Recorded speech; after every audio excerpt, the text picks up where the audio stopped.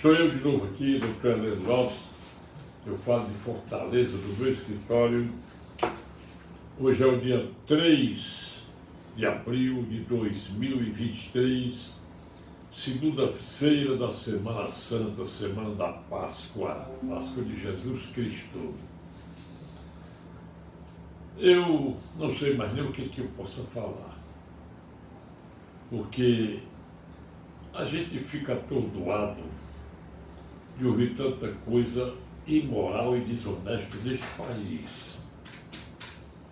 Eu tenho uma resposta em direito para fazer uma pessoa sobre a exoneração de encargos alimentícios, a prescrição intercorrente de alimentos.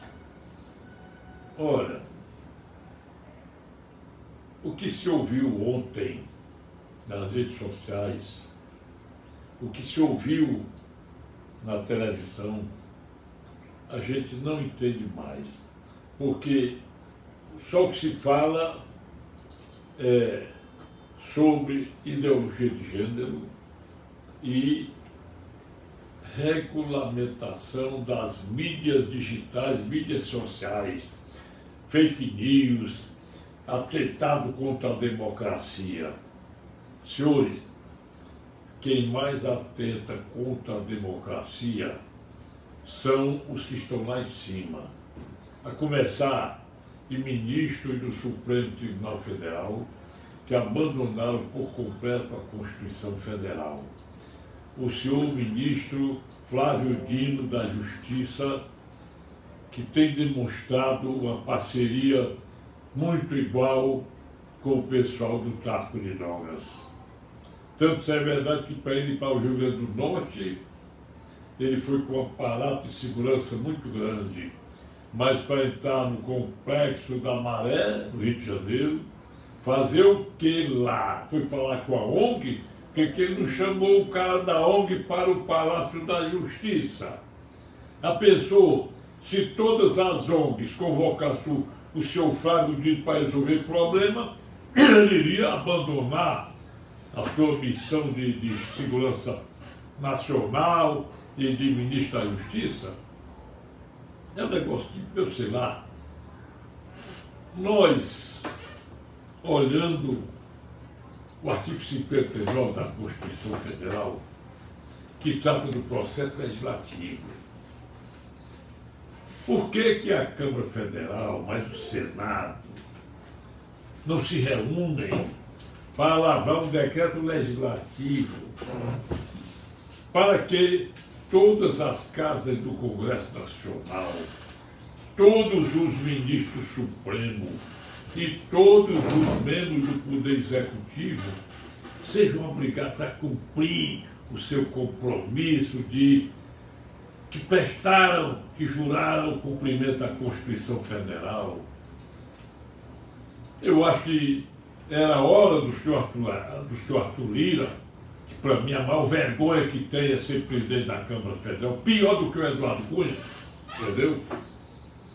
Esse cara procurar resolver o problema do Daniel Silveira. Para mim, isso é o maior cancro que existe na ofensa à Constituição Federal.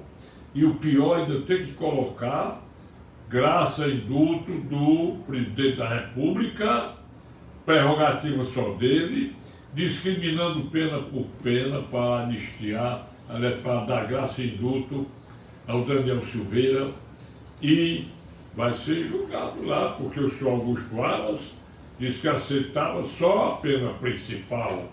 Primeiro, que ele não cometeu crime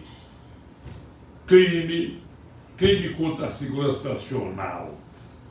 Mais crime foi contra a segurança nacional, foi a prática ilícita de ministros fora do país tentando derrubar a democracia brasileira. No dia 31 de março, todos os patriotas lembraram que essa mesma curiola que está pregando hoje o socialismo, pregando a aplicação das normas iguais às da Venezuela, essa mesma gente era aquela que queria, com o caso Marighella, com o Che Guevara, queriam acabar com a ditadura. Vocês vejam que se os militares tivessem interesse em manter uma ditadura no Brasil, eles não teriam entregue o governo federal a um presidente ilegítimo que foi o José Sarney. José Ribamar Ferreira da Rocha Sarney. É engraçado, é a coincidência dos nomes. Sarney era o apelido do José Sarney. Era o apelido, ele botou no nome dele, porque a lei do Estupro permite. Luiz Inácio da Silva, conhecido por Lula, botou o Lula no sobrenome. Aí pega e botar a Janja Lula, é um negócio horrível. Então, senhores, vamos ver o seguinte, olha bem. Por que o senhor Luiz Fux, quando assumiu a presidência do Supremo, prometeu fazer isso, aquilo, acabar com esse negócio de eliminar? Por que o senhor Ricardo Lewandowski sujou a Constituição Federal, desrespeitou, vilipendiou no dia do impeachment da Dilma?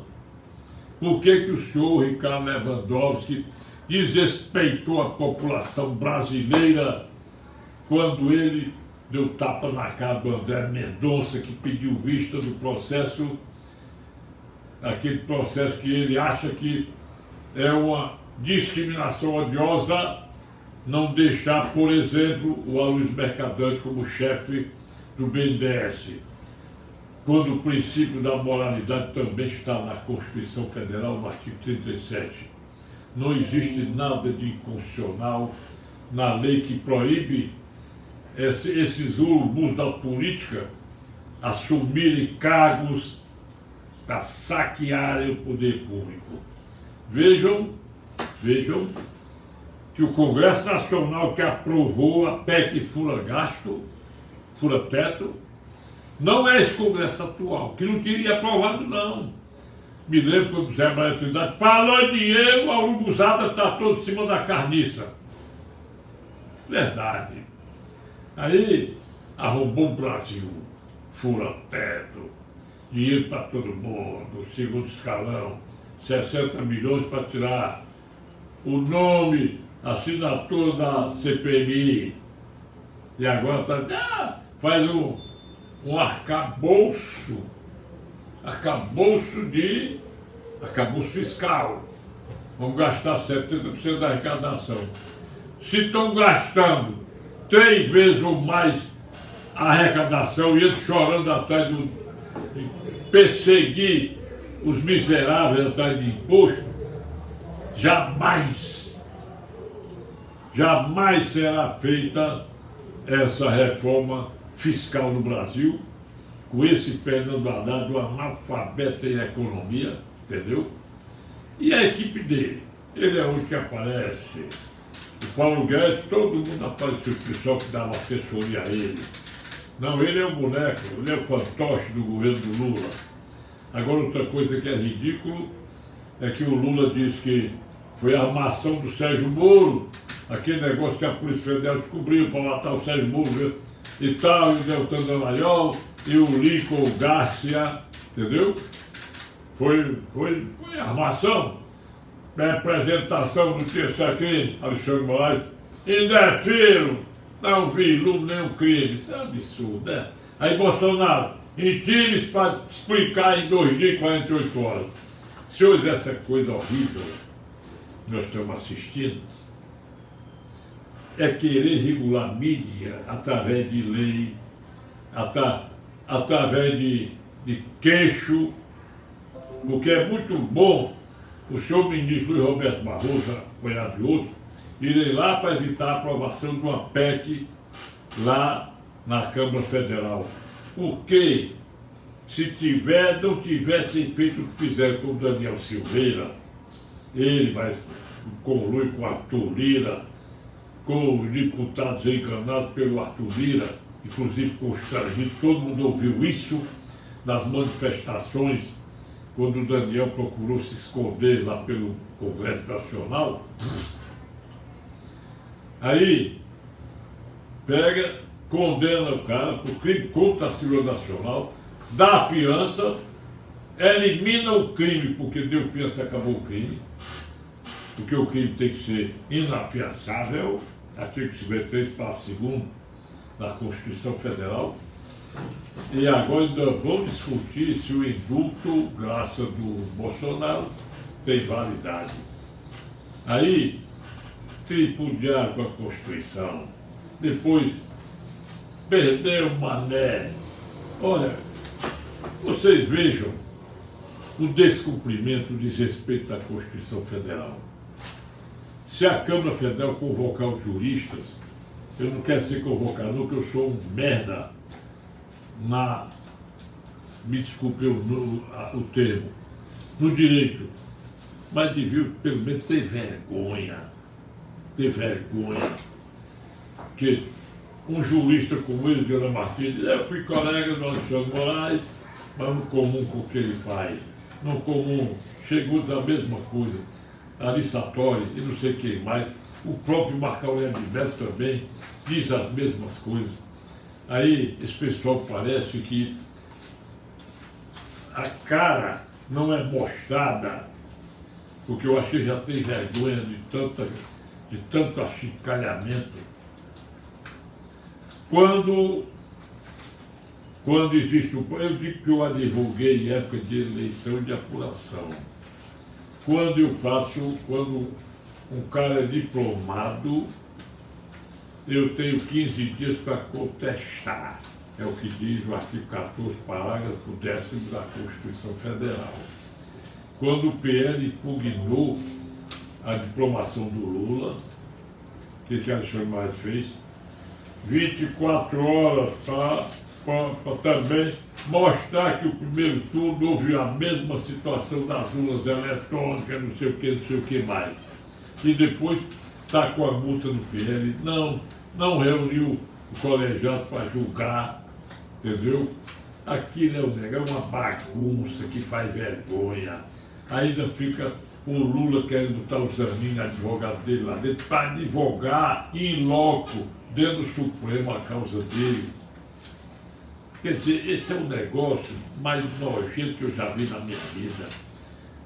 Um decreto legislativo, pelo menos, pediu, primeiro, olha, senhor Luiz Roberto Barroso, o senhor deve falar só das coisas atinentes à administração do Supremo Tribunal Federal, ou os julgamentos já concluídos, mas ir na opinião e esculambar o governo lá em Boston, dizer perdeu o mané, está no avião, a negada bota para baixo que não pode andar no avião, lá não, se pode ser chamado de mentiroso, isso é vergonhoso. Aí pega um cara conhecido no mundo todo, só está aplaudido pela China, que a China não tem interesse, meu amigo. Ela quer ter o Brasil como, não é o parceiro comercial que sempre foi, mas é o parceiro de ditadura comunista, de censura. O se luta para censurar os brasileiros, mas não vão poder não. Não vão, porque ninguém pode dizer fake news, mentiu. O que eu sugeriria era que o Congresso Nacional pegasse uma lei e transformasse os crimes contra a honra, calúnia, difamação e injúria, em crime de ação pública incondicionada e com a pena maior. Aí, calúnia, em vez de ser 6 meses a 2 anos, fosse 1 a 4 anos, e crime de ação pública incondicionada. Porque o senhor ministro Alexandre Moraes, ele quis assim. Quando Roberto Jefferson detratou a ministra Carmen Lúcia, dizendo isso e aquilo, mas naquele voto dela, voto da, como é que se diz, da censura prévia, que ele decretou a prisão do Roberto Jefferson indevidamente, ele não podia decretar, que a única pessoa legitimada para processar o Roberto Jefferson, ela, Carmen Lúcia, e nunca o senhor Alexandre Moraes. Então, ali, essa desgraça toda no Brasil, pessoal, parte de uma canetada de algum ministro, especialmente ministro Alexandre Moraes, e da língua ferina do senhor Luiz Roberto Barroso. Edson Fachin parou mais uma coisinha, mas já fez muita coisa. Esse Toffoli também está caladinho. Quem está aqui acolá abrindo a bocona é o Ricardo Lewandowski. É preciso esse pessoal medir o tamanho da língua, porque jamais as cláusulas pétreas da Constituição Federal não podem ser modificadas por lei. Ninguém pode dizer o que é fake news, o que é mentira, o que é injúria, calúnia, difamação. Se eu sou caluniado, só a mim compete propor ação para exercer o meu direito de resposta perante o mesmo canal que divulgou a ofensa, artigo 5º, inciso 5º da Constituição Federal, e propor a ação reparatória prevista no artigo 5º, inciso 10º, também da Constituição Federal. Porque, olha, aí, como ele devia obrigar aquele cara do Intercept dizer de onde é que ele originou aquela gravação do Sérgio Moro com o Deltan Dallagnol, que ali eu não vi nada de crime, nada de suspeição. Para que maior suspeição? É o ministro Gilmar Mendes, é o Toffoli, é o Ricardo Lewandowski, Carmen Lúcia, Gilmar Mendes, Ave Maria, esse pessoal todinho, o Edson Fachin. Porque você pegar, rapaz, isso é horrível, você pegar, descondenar um cara. Eles têm essa para descondenar. Qual é outra palavra? Isso é um neologismo. Fulano está se descondenar. Por quê? Quando eu disse, Gilmar Mendes, Lula merece um julgamento justo, está preparando o campo para uma prescrição. Lula foi condenado, primeira instância, lavar dinheiro e corrupção. Segunda instância, 2 vezes, ó. Primeira, segunda, tanto pelo Sérgio Moro quanto a Gabriela Heitzmann, da 13ª de Curitiba. Aí, segunda instância, ao recurso, foi confirmada a pena. Até aumentou. Aí, embargo de declaração, de novo, 3-0. Superior Tribunal de Justiça aceitou a condenação, diminuiu a pena, 5 ministros, embargo de declaração, de novo. Aí, o Sérgio Moro é suspeito, é parcial, ele queria se vingar do Lula, queria fazer isso. Os nomes feios, nomes horríveis que o Lula disse com o Sérgio Moro, e o Sérgio Moro, na maior educação, o senhor, presidente da República, ele não foi absolvido, ele foi condenado. Aquela voz dele, macio, correto, justo. Eu nunca vi Sérgio Moro dizer nada contra ninguém. Se ele fez aquela besteira com o Bolsonaro, empolgado porque era ministro da Justiça, é a mesma coisa do Flávio Dino, só que o Sérgio Moro não praticou nenhum ato parecido, o mínimo de ato, o que o Sérgio Moro fez durante o tempo, muito tempo que esteve no poder como ministro, o Flávio Dino já fez o pior 1000 vezes contra o povo brasileiro. E o medo, porque o cidadão tem a coragem de fazer aquela esculhambação, aquela palhaçada na Câmara Federal, um ministro, isso é um desrespeito, é uma vergonha. Então, o artigo 60, parágrafo 4º, isso é gravado na minha boca, inciso 4, diz que nenhuma cláusula pétrea pode ser objeto de emenda à Constituição Federal, quanto mais de lei. Querem a menoridade penal, porque agora aquele cara de menino velho de 13 anos matou uma professora de 71 anos, quando a professora não podia mais estar em sala de aula porque tinha mais de 70, servidora pública, com a compulsória. Aí vamos diminuir a idade, vamos botar a maior idade pela para 8 anos, porque o cara já tem 13, né? Entendeu? Não pode. O artigo 218 do Código da Constituição, que trata do menor de 18 anos ser inimputável, ser considerado para um crime absolutamente incapaz, como está lá no artigo 27 do Código Penal, jamais essa regra poderá ser objeto de emenda à Constituição Federal. Eu acho que a Câmara Federal tem até o dever pegar esses deputados atuais, pelo menos agora que a Câmara está quase toda limpa, porque entrou muita gente da direita, muito patriota, muito, fazer um acordo de gente, botar um decreto legislativo, que está na Constituição, artigo 59, inciso 6º, para garantir o cumprimento. Senhor ministro, nós não queremos for cassação, não. Senhor Luiz Roberto Barroso, não queremos, não.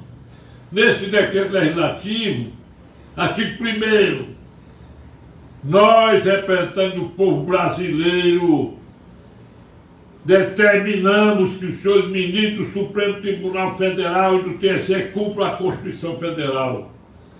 Porque há um entendimento de todos nós que estudamos direito. Quando houve a impugnação da diplomação do Lula, era para ter sido julgado de acordo com a lei, o amplo direito de defesa, contraditório e recurso preconizado, esse é o direito de defesa, no artigo 5º, 55 da Constituição Federal. E jamais, truculentamente, está praticando ato antidemocrático. Você manda prender um bocado de senhoras, crianças, em meio a um chafundo danado, lá como é o nome lá? Na Papuda, e tem o lugarzinho das mulheres lá, no dia 8 de janeiro. Mas em compensação, traz de volta para Brasília o Marcola. Não faz nada para prender o pessoal que está lá no Rio Grande do Norte fazendo o diabo lá com o povo brasileiro. O MST faz isso, esse Zé Rainha, cobrando 2 milhões para poder entregar uma fazenda que ele invadiu, o MST e outras coisas mais. Isso aqui é triste. Então eu acho que a essa altura é preciso uma força do Congresso Nacional. O Congresso Nacional não pode estar de joelhos para a inconstitucionalidade. Olha, vocês podem ver quem é lá nos Estados Unidos que fala em regular as mídias digitais e mídias sociais. Ninguém. Falam aqui no Brasil. Falou-se muito ali na Venezuela, que hoje está de bambão. Falou-se muito em Cuba. Daniel Ortega, é lá que ele lascar. Então, senhores, olhem, basta você ler os dispositivos constitucionais e mais os decretos legislativos, obrigar todos os poderes, todas as escolas públicas e privadas também, todos os dias hastearem a bandeira nacional e pelo menos uma vez por semana o pessoal aprender a cantar o hino nacional. Sem se falar das repartições públicas, porque nós não podemos tolerar lutar só com essas coisinhas, querer enganar o mercado com o tal de arcabouço fiscal. Não existe isso. Jamais, seu Fernando Haddad, você vai conseguir nada. Cada dia mais se afunda o governo do Lula. Vai para a China, que é no dia, não sei qual é o dia, parece que é dia 30 agora. E aí, qual que é? É para a China, com a multidão de assessores. A Dilma já está lá, estocando o vento, gozando mais quase 300 mil por mês só de salário. E também tem que resolver o problema do carro que deve ser entregue ao Bolsonaro, que ele é vice-presidente, tem que ser blindado, porque sem ser blindado, o pessoal quer fazer o diabo com ele, imagina. Pensa aí, sendo blindado eles querem. Agora, vamos ver se vocês, do Supremo Tribunal Federal, se vocês podem andar na rua, porque o pessoal não, vocês estão muito gostosos não, tá certo? Eu queria ver o senhor ministro Roberto Barroso comendo pastel, ali na Leão do Sul, mesmo com segurança, do lado de dono. Ele, o meninozinho Edson Fachin, Toffoli. O jeito que eu esqueci, a gente já está sabendo que o Cássio nos marca anda tranquilo no meio da rua. O André Mendonça também, por que os outros andam? Tem medo da verdade, tem medo do povo. Ora, custa se acreditar que existe, quando a vida venha, uma quadrilha organizada no Brasil para deixar o Brasil igual à Argentina, igual a Cuba, igual a Venezuela, igual a Nicarágua, porque essa é a vontade do Lula, é mesmo. Quanto mais pobre, mais o povo acredita nas nossas mentiras. O que é que diz? Até a abóbora agora vai substituir a picanha, né? Bom dia para vocês, só bem rapidinho aqui. Uma execução de alimentos e exoneração. Na execução, já era uma garota com mais de 18 anos, representada pela mãe. Primeiro, não pode. E segundo, a execução parou, a execução de sentença, parou por 3 anos. Isso aí se chama o quê? Prescrição intercorrente. Quando a execução para pelo tempo de prescrição, para a prescrição de alimentos, o prazo é 2 anos, parou por 3, a garota tinha mais de 18 anos, está prescrito o direito dela. Ela tem que entrar com votação, isso aí não vale mais nada. Aí diz, não, mas quando tem menor, não corre a prescrição. O artigo 198, inciso 1º do Código Civil diz isso. E você, para ver, o artigo 5º, inciso 2º, inciso 1º da Constituição Federal, diz o seguinte, inciso 1º, homens e mulheres são iguais em direitos e obrigações.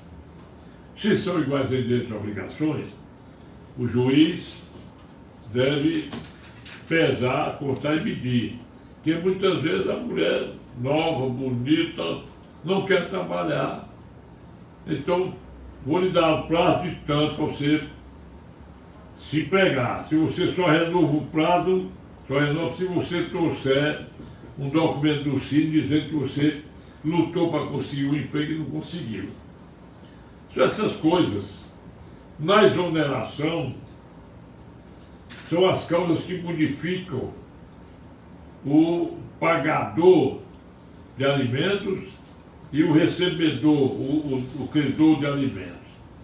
Se eu pago alimentos a um filho meu e eu passo a ganhar muito menos e o filho arranjou um emprego, eu posso pedir a exoneração.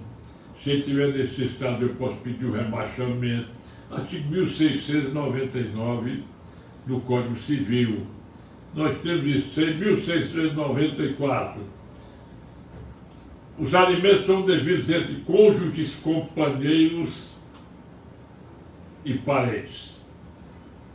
Esse dispositivo, ele teria que ser, como é que se diz, rigoroso quando você se divorcia e não teria o dever de pagar alimentos à mulher.